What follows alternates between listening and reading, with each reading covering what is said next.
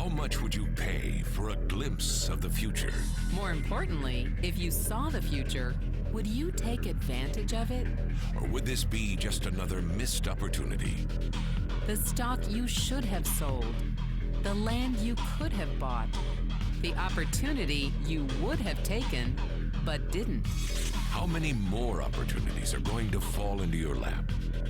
This may be your last chance. Pay attention. Once every decade, something really big comes along. In the 70s, it was VCRs. In the 80s, it was personal computers. In the 90s, it was the internet. People who were positioned correctly in the 80s became millionaires. People who were positioned correctly in the 90s became billionaires. What do you think is going to happen in the next few years? In his best-selling books, The Next Trillion and Wellness Revolution, noted economist Paul Zane Pilzer states that in this decade, an additional $1 trillion annually of the U.S. economy will be devoted to the wellness industry, providing healthy people products and services to make them feel even healthier, look better, slow down the effects of aging, or to prevent diseases from developing in the first place. Think about it. Most wellness industry sales did not even exist 2 decades ago. Today, they already total approximately $300 billion in annual sales, about the same amount spent on new automobiles in the U.S. Today, $300 billion a year. By the end of this decade, $1 trillion. That's 1,000 billion a year. For those of you not into math, that is 300% growth. How is that kind of growth possible? How is that kind of growth predictable? 2 words: baby boomers. You've been hearing about them for over 20 years. They've been dictating our economy for over 20 years. Isn't it about time you cashed in? The baby boomers are now in their 40s and 50s. Peak earning years, bigger dollars, more spending power. Boomers are already responsible for the housing boom, the sport utility vehicle, personal computers, and the internet. In short, boomers and the things they want are already $6 trillion of our $12 trillion economy.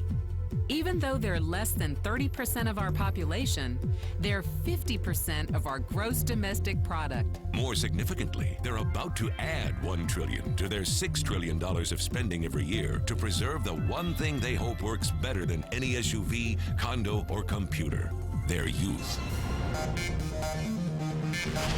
Youth, anti-aging, health, wellness, the next big thing. By taking control of their lives, baby boomers are creating a revolution in wellness. And it is happening fast. Look, changes that used to take place over decades now take place in a few years or less.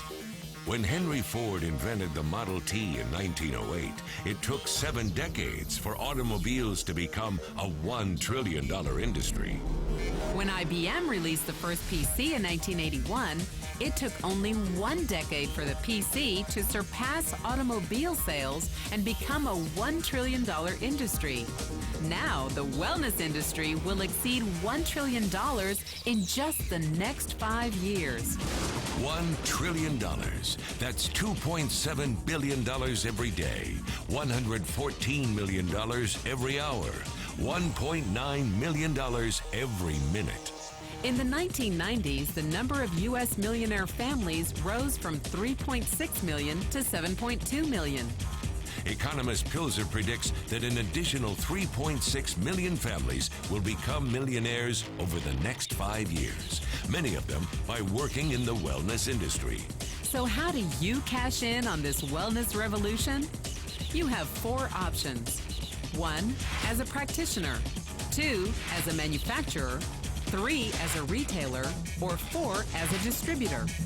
Practitioners like doctors, massage therapists, chiropractors, and naturopathic healers stand to make a fortune in the next few years. If they can afford to pay off their school loans. If they can stay ahead of the insurance companies. If they keep trading time for money. Manufacturing is a great business to be in if you have millions to invest in infrastructure, patents, research, shipping and receiving. Retailing? Sure, great opportunity.